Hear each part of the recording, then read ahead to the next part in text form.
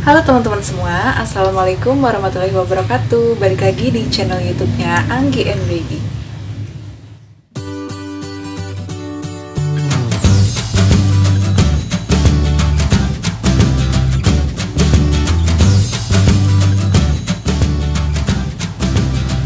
Nah teman-teman, di video kali ini aku mau sharing kepada kalian semua bagaimana caranya menggunakan kartu BPJS Kesehatan untuk dipakai melahirkan atau persalinan.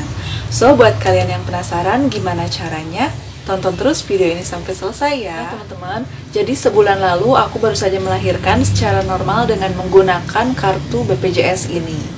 Nah teman-teman, bisa saja pengalaman yang aku alami ini berbeda dengan pengalaman kalian, karena memang prosedur BPJS di setiap daerah itu biasanya berbeda-beda ya, jadi tidak selalu sama. Untuk bisa mendapatkan layanan persalinan dengan menggunakan BPJS ini, ada beberapa persyaratan yang harus kalian lengkapi terlebih dahulu. Yang pertama itu adalah kalian harus memiliki kartu BPJS Kesehatan. Nah ini adalah syarat utama jika kalian ingin melahirkan dengan menggunakan BPJS. Bukan hanya kartunya aja, statusnya juga harus aktif ya teman-teman. Aktif ini dalam artian kartu BPJS teman-teman itu ya sedang memiliki tunggakan. Jadi kalau misalkan teman-teman memiliki tunggakan, kalian harus membayarnya dulu, membayarkan iuran setiap bulannya dan juga beserta dendanya. Setelah itu baru bisa digunakan untuk persalinan atau berobat yang lainnya.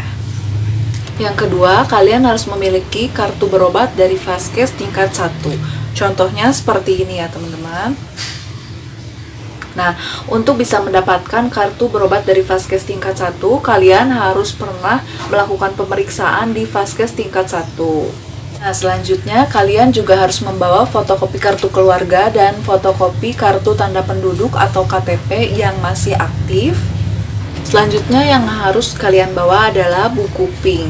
Buku PINK yaitu buku kesehatan ibu dan anak atau buku KIA.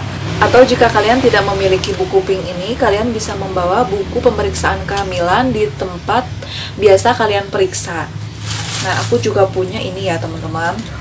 Nah teman-teman, kenapa aku membawa dua buku ini? Karena aku mendapatkan buku KIA ini ketika usia kandungan aku 8 bulan ya. Karena selama ini aku tidak pernah memeriksakan kandungan aku di Vaskes tingkat 1, tapi aku memeriksakan kehamilan aku di dokter SPOG. Karena waktu itu aku sekalian pengobatan endometriosis dan juga program hamil. Kalian bisa cek video aku yang sebelumnya.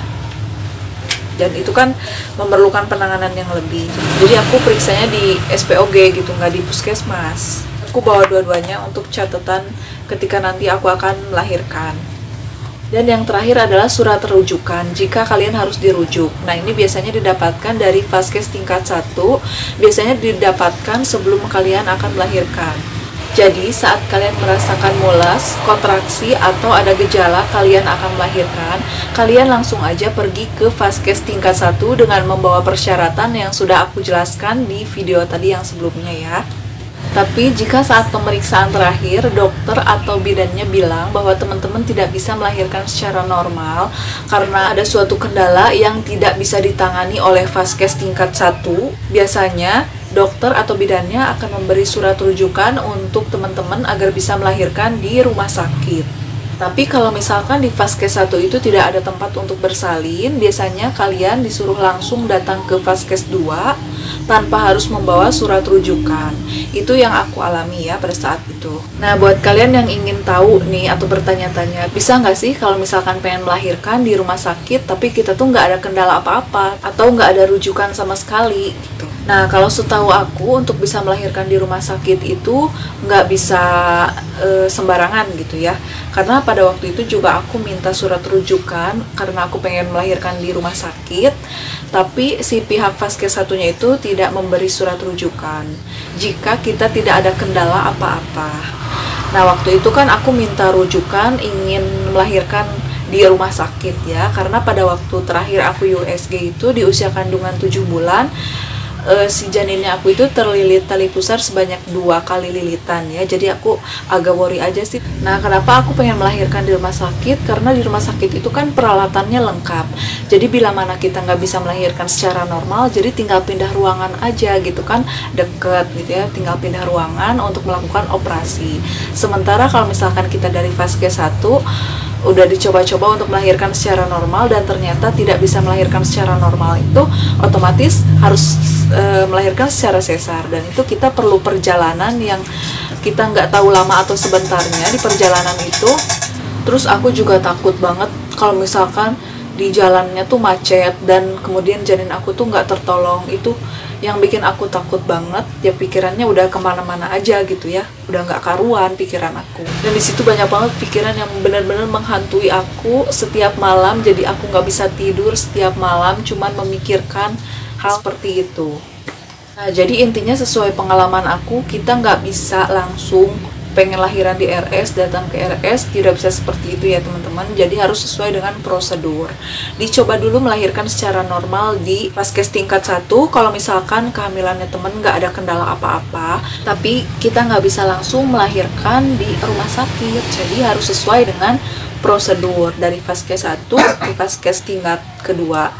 Dari Vaskes tingkat kedua kalau masih belum bisa ditangani, baru ke rumah sakit. Seperti itu teman-teman.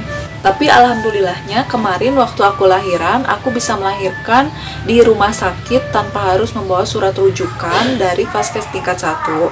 Nah, buat kalian yang ingin tahu kenapa aku bisa melahirkan di rumah sakit tanpa rujukan, kalian bisa tonton di video aku yang melahirkan secara normal di playlist aku. Kalian tinggal cari-cari aja di situ. Oke teman-teman, sampai di sini dulu perjumpaan kita di video kali ini. Semoga video ini bisa bermanfaat untuk teman-teman semua. Terima kasih sudah menonton video ini. Jangan lupa di subscribe ya.